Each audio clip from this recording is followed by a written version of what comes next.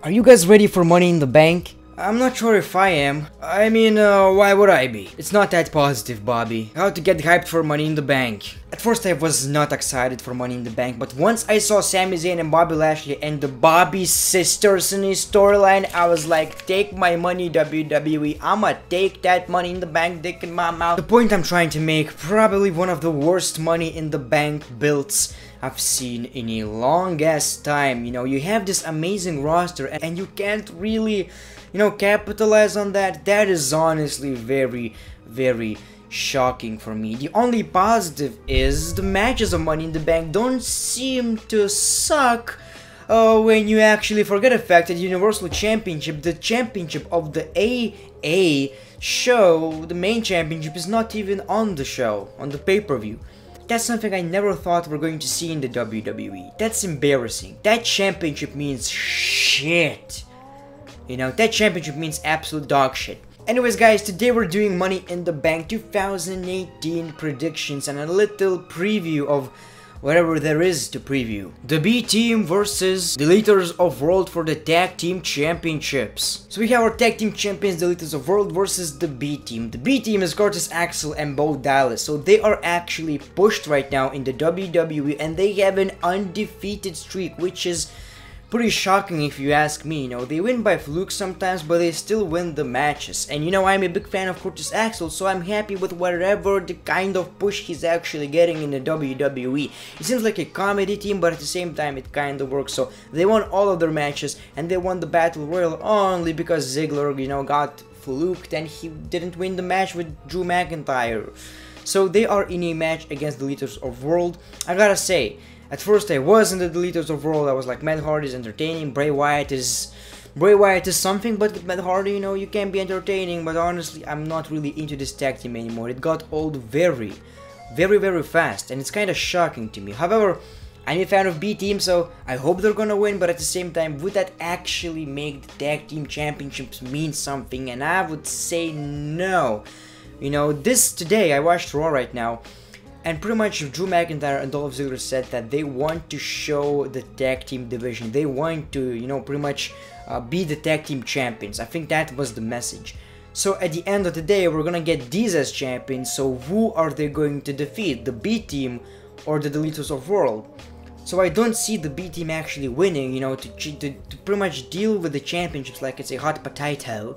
So I'm gonna say the winner of this match are going to be the Leaders of World. Daniel Bryan versus Big Cass with a big ass. Now here's the thing, this rivalry is not the best one, but it's kind of better than expected, you know. It's not that bad, and probably for the reason Daniel Bryan's first rivalry, and we're all gonna care about Daniel Bryan, you know. So I think that's the reason. Big Cass, I'm not really into the guy, but he's pretty decent on the microphone. There's just something that he doesn't have. I think he doesn't have it.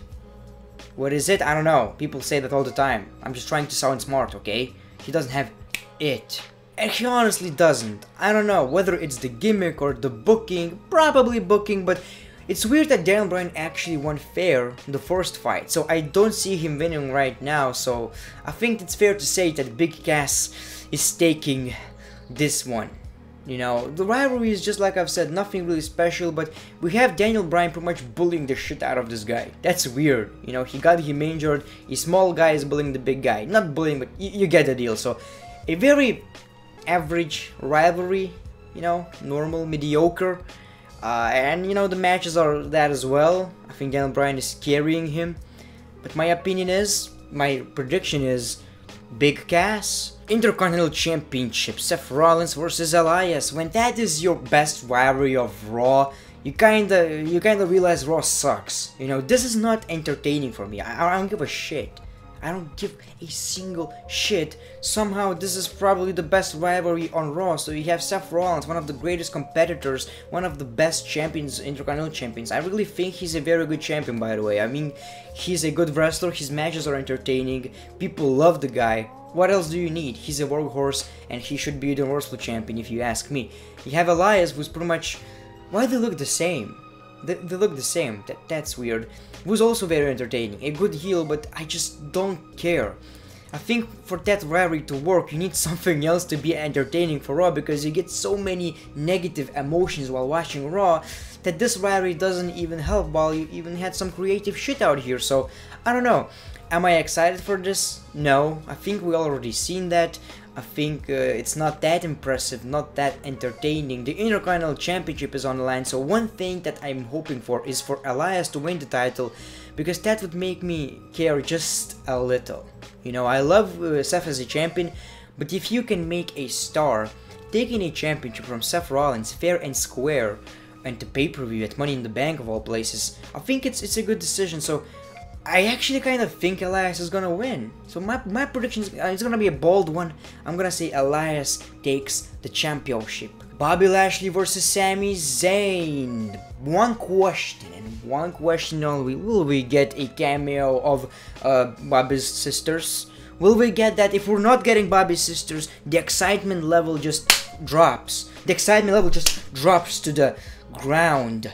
Because I watched WWE for Bobby's sisters, by the way. I don't know about you guys, but that's my reason. The weirdest thing about it is that Bobby Lashley tattooed his eyebrows. That's just another thing I want to point out. But I don't know, this rivalry is also just cringe fest. This is total cringe fest. This is basically the worst part of WWE put in one place. Shitty promos, cringy stuff, a heel trying to expose someone with some cringy ass content. I don't know. The only thing I liked is Sami Zayn making fun of Bobby Lashley's motivational quotes, because I hate these. I think these are stupid. You can do everything. You will succeed. No. Some of you will succeed, some of you don't. That's just reality of life. I hate this kind of shit. Shitty rivalry, not exciting, very predictable. Bobby Lashley wins this one. The SmackDown Live Tag Team Championships. Bludgeon Brothers versus The Club. I gotta say, once The Club actually came to SmackDown, I care a little bit at least. On Raw I didn't care, on SmackDown they just fit for some reason, and they're getting a push. Now one thing I don't understand about these guys. Luke Gallows is a huge dude. You would think that he would be strong and, you know, he would be booked as a kind of a little bit of a monster, but he's booked like a regular dude. You know, pretty much anyone, the Usos, anyone can just, you know, slap the shit out of Luke Gallows. I never understood the booking of this guy. Carl Anderson, he's the one who's taking the pin all the time, you know, so... But lately they're winning with roll-ups or something, but they're still winning. I think Bludgeon Brothers are still gonna whip their asses though, so my prediction is the Bludgeon Brothers, but I'm happy that these guys are on SmackDown right now, because it seems like they're getting just a bit of opportunity, so, you know, I'm happy for that. Roman Reigns versus Jinder Mahal. Who gives a shit? No one. Even talking about it makes me want to take a bathroom break. Even talking about this shit makes me want to go to the bathroom, because the excitement level is down. There's no excitement at all in my opinion. Why would I care about a guy that nobody likes who's supposed to be a babyface? And why would I care about a heel who nobody likes but who is a heel? So who do you cheer in this match? Jinder. Yeah, I think people are going to cheer the shit out of Jinder.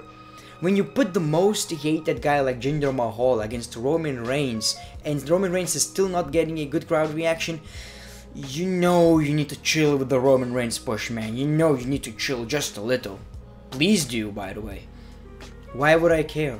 Why would I care in the slightest? No one does. So basically, Roman Reigns versus Jinder Mahal. Roman Reigns wins, let's move on. Asuka versus Carmella for the Women's Championship. So this will end in some kind of screw job. So Carmella is gonna win by disqualification or whatever the case may be. So I don't know who is the winner is, but I'm gonna say Carmella retains. You're not gonna have Asuka lose clean, you know, but at the same time you're not gonna get her to win the championship right now. So I'm gonna say Carmella wins with some screw job or disqualification. Raw Women's Championship, Nia Jax versus Ronda Rousey. I'm gonna say it's gonna be... That's a tough one. That is certainly a tough one. You know, you don't want to make Nia Jax look weak, but Ronda Rousey can't lose as well. It's a tough one. I'm gonna say during the match someone is gonna cash in. That's a very bold prediction. Very, I think, unrealistic maybe, but that's just my thoughts on it. That's the right way to book it, by the way, you know, to cash in, pin someone, no one like really clean lost, you know, lost cleanly. So I think that's gonna be my thing. The rivalry is shitty. I'm not into it. I think when you have these kind of two dominant women, you could do a better job. Although Nia Jax for me is ruined with all that motivational shit. You know, she could be huge, but she could be a monster, but she's like, no one is bullying me. I'm Nia Jax.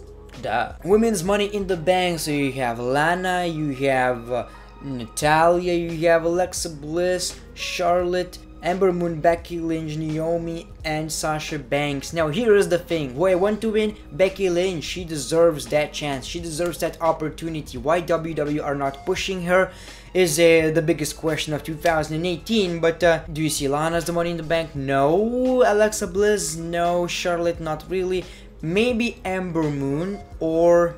Now my prediction is this, it's gonna be Natalya, and she is going to cash in during the Ronda Rousey versus Nia Jax match. So when Natalya cashes in, wins the WWE Women's Championship, Raw Women's Championship, and we get Natalya versus Ronda Rousey storyline. You know, we were friends, but you cashed in. What are you doing? That's gonna be the case. I don't know. I just see that happening for some reason. It's a good way to actually make people care about the storyline just a little. You know, about the rivalry. So my prediction is this, although I also see Ember Moon winning. But other than that, I don't know. Not really. You know, not really. Men's Money in the Bank ladder match. You have Samoa Joe, Kevin Owens, Bobby Roode, Braun Strowman, The Miz, Rusev, Finn Balor, and I think, hopefully, all three members of the New Day. That's just my thoughts on it. I don't know. I see winners like Samoa Joe, I see The Miz winning, I see Braun Strowman winning, I don't really see Finn Balor winning, I don't see, yeah, other New Day members, you know, Big E could win, others not really. I think the best decision, just like I've said that in my previous videos, The Miz winning, Daniel Bryan wins the WWE Championship at like SummerSlam or whatever, and The Miz cashes in right after that victory. So you have this babyface winning, but at the same time he just gets, you know, he loses. People are disappointed, and The Miz is WWE champion. So on one hand, you're like kind of sorry for Daniel Bryan, you want him as a champion, but at the same time, The Miz is champion, so you're confused. But that's it. But that is good, because you know, emotions in wrestling is what it's all about. Pretty much recreate what happened with Randy Orton at SummerSlam. You know, Randy Orton cashed in, and that was unexpected. Very, very good, by the way. I actually absolutely enjoy that.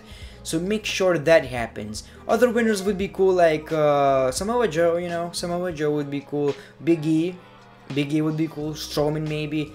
But I think The Miz is the right choice. I made a video on who should win and why, so make sure to check that out, it's on my channel. So basically I'm gonna say The Miz, and that's gonna be my prediction. They're probably not gonna do that because people expect The Miz to win. Well, The Miz doesn't win. That's WWE's logic. But I still think it's the right choice, and something tells me he can win, and maybe he will. That dude as the WWE champion right now is the best thing that could ever happen, man. You know, he was a jobber at one point after the WWE title win. Dude, that needs to happen. And the WWE Championship, AJ Styles versus Shinsuke Nakamura. Many people don't realize AJ Styles has been champion for over 200 days right now, so maybe they're going to break. They're actually doing it to break CM Punk's title reign, which would not be shocking because they don't really like CM Punk that much. And I think he is the right guy to do it, but at the same time, you have so many potential rivals right now that you kind of don't want AJ Styles to be a champion just for these possibilities. Although I'm gonna say this, I want Shinsuke to win because I think he deserves the title, right? At the same time, I don't. I want AJ Styles versus Daniel Bryan rivalry for the WWE Championship. Imagine how sick that would be. We need that. But at the same time, Samoa Joe versus AJ. Better rivalries are with AJ Styles than with Shinsuke Nakamura. And it's weird. It's one of these things where like you don't want any to get lost, but at the same time, you know which one is right. But at the same time, you feel like this is wasted opportunity. So I don't know, man. I don't know. Maybe I just want AJ Styles to retain? I don't know. I'm really lost out here. Although I gotta say my prediction is AJ Styles, yeah. AJ Styles. AJ Styles is gonna be the winner. So you only have one championship. The storyline is a bit ruined for me because you have so many matches, even on SmackDown, happening between these two guys. But you know, the other opinion is maybe You have to do something like that to get some kind of intensity, some kind of rivalry. It's hard to build a match without them actually having a match or something while nothing is happening, you know, while you're facing other opponents. At one point you gotta be like, we need to face each other. Some rivalries work that way, some rivalries don't. It's not John Cena versus The Rock, you know. You don't have to build it and don't face each other at all. It's not that type of deal. The match is also last man standing, which makes me think maybe Shinsuke is winning. Dude, maybe Shinsuke winning. After all these times AJ Styles got the upper hand.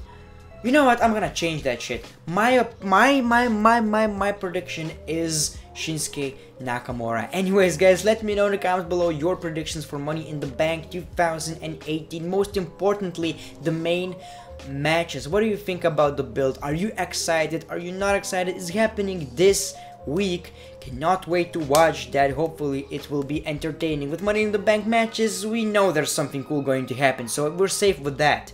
We're just gonna have to get through all the Jinder Mahal and Roman Reigns shit. Thank you for watching this video. Instagram, Twitter, all links are in the description below. The Great One. Peace, love, and hugs. It's been a pleasure.